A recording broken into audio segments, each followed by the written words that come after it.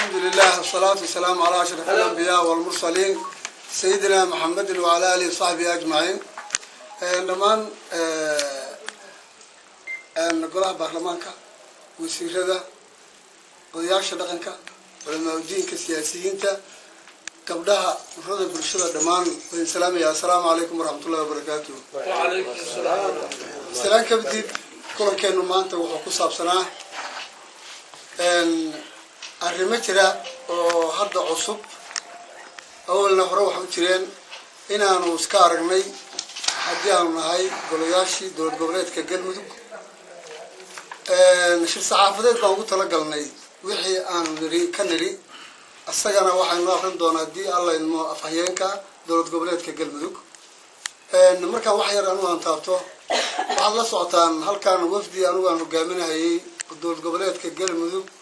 صعبة شرعي كل سنة سيدة تسكوري إن هل كان أنا كان ببحني بشي سجالة اللحية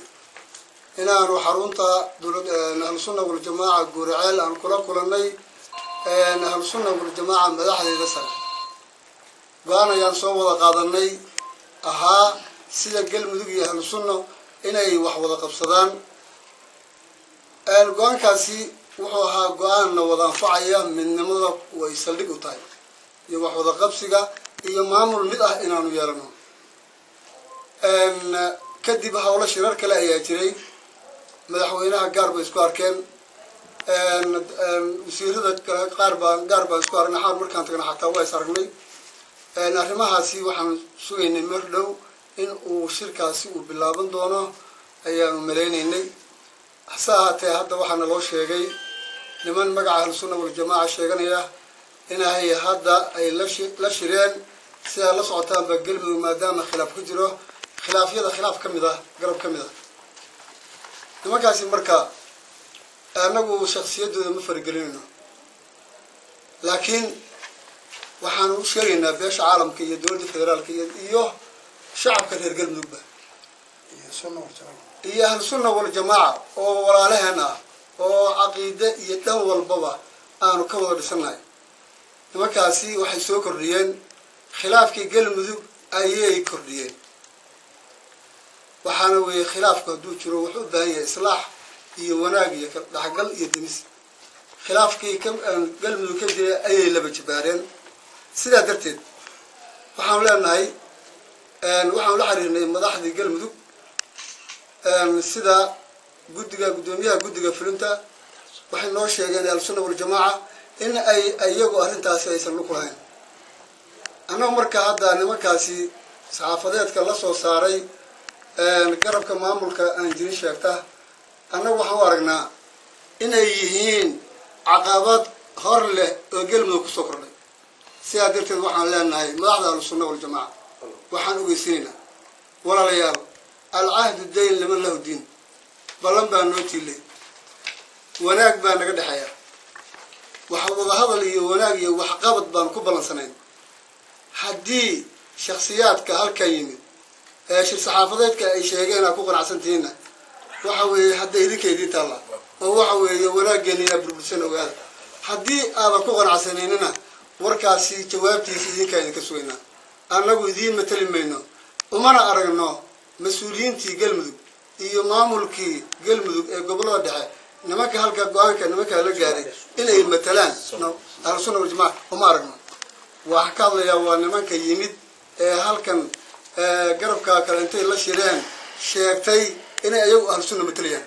uma aragno inay ahlu sunna matalayaan ahlu sunna waxaan leenahay mas-uuliyiinteeda waa isnaqaanaa waxaanu leenahay diintana waad la socotaa dad culamaa weeye khilaaf meeluu ka jiro intii la yimaado qayb ka mida in la buubuuniyo oo lala qaato khilaafkaasi wuxuu sii kordh waa dab shidnaa oo xaaba lagu sii daray dabka marka haddii xaaba lagu kordhiyo holcidaa sii badanaya sidaa darteed waxaan leenahay bulshada arrintaasi saasaan uga gudbiyaa beesha caalamka dowladda federaalka waxaan leeyahay dowladdeeni baa tihin dowladda federaalka wadahadal baa ayaa noo dhexeeyey waynu ballanna waynu lahayn arrimaha galmudug in ay la socoto waxa ka socda waxa walbana waxaa wanaagsan intaysan dhicin in laga hortago khilaafka galmudug iyo mataqaanaa sheegashada iyo waxyaabaha aan shacabka sii kala fogeynaya ee maanta ka jira dawladdu inay indho dheer u yeelato ayaan rajaynaynaa arrintaasna toos usoo farageliso iyo beesha caalamku hay-adaha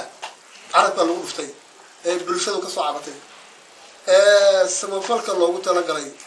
loogu talagalay dadkii masaakiinta ah hadday dib u heshiisiin tahay iyo hadday tahay dadkii quurintii iyo hadday tahay mataqaanaa dadkii maanta loogu talagalay dawada maanta bulshadu ay ku soo aadaysay in ay qaab kale u adeegsadeenna ayagana beesha caalamka ee deeqaha bixiya iyo dawladaha khaaska hooseeya ayagana waxaan leenahay arrintaasi waa in ildher u yeer annagu ildher baan yeelanaynaa horta waan la soconaa warbixinta kalena waan diyaarin doonaa haddii la yidhaahdo beesha caalamkana waxaan rajeynaynaa in ay arrinteenaas baaqaas aan u sheegayno in ay si toosa arrimahaasi dhaqaalaha qaabkay ugu talagaleen ee bulshadu sheegayso in la gaar mariyey in ay si toosa ay ula socoto ay dabagal ku samayso dhammaan waxaan leeyahay وهاكي كسوق بقبينيا على سنة والجماعة هي مامل كقلمدو أنا جوا حوي حرير بارلان وراك بانا قد حياة أنا جو قرب كانوا قلمدو بلانتي شرعنا دقني ماشي دي بنوتها ديارنا محمناي إنه وحنكذا يا مركان على سنة والجماعة كذا يو دولة قبلات كان قلمدو قاب كان الله هذلني هذا كان ودقني سيدي ونويا لا madaxdii aan shalay wada saxiixanana ayaanu khabar ka sugnaa insha Allah moolana dadka dadweynaha galmudugna waxaan leeyahay ilaahay waxaan ka rajeynayaa waan kaga baryaa tawfiiq ilaahay uu nasiyo ittifaaq ilaahay uu nasiyo wixii shariif dhibana ilaahay